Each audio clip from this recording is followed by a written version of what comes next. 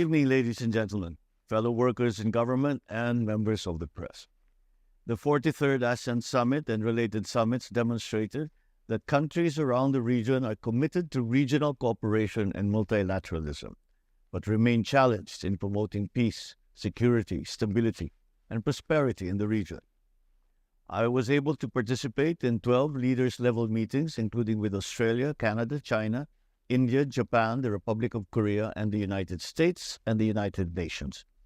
In these meetings, I promoted and highlighted key interests of ASEAN, such as food and energy security, migrant workers' protection, climate change, and digital transformation, issues that are of strategic importance to the Philippines. Fellow ASEAN member states and some external partners highlighted the importance of a rules-based international order.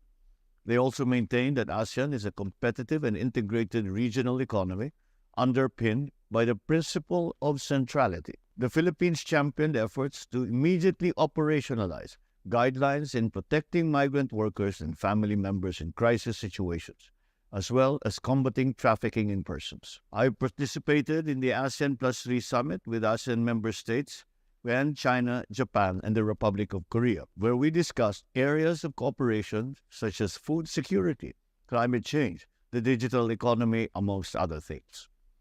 I also attended the East Asia Summit, which is the premier leaders-led forum on broad, strategic, political, and economic issues of common interest and concern. We discussed regional and international issues, during which I emphasized the importance of a rules-based international order, especially in the disputes in the South China Sea, inasmuch as they affect not only our nation, but the entire region.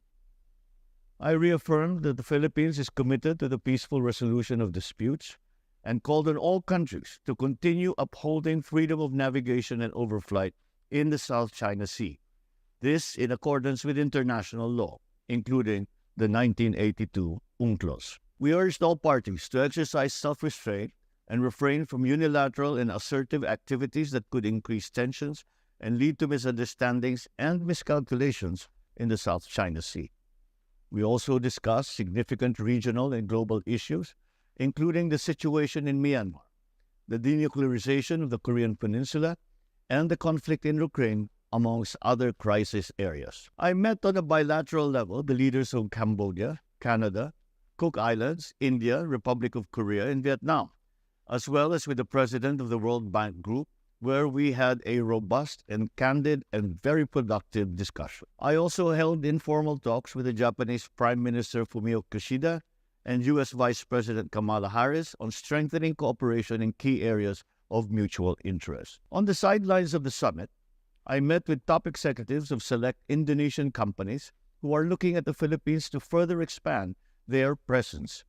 We come home with $22 million in investment commitments in areas crucial for our economic recovery efforts, such as agriculture and digital economy. I met again with one company which I had dialogues with during my state visit to Indonesia last year, and they updated us on the progress of their investment commitment.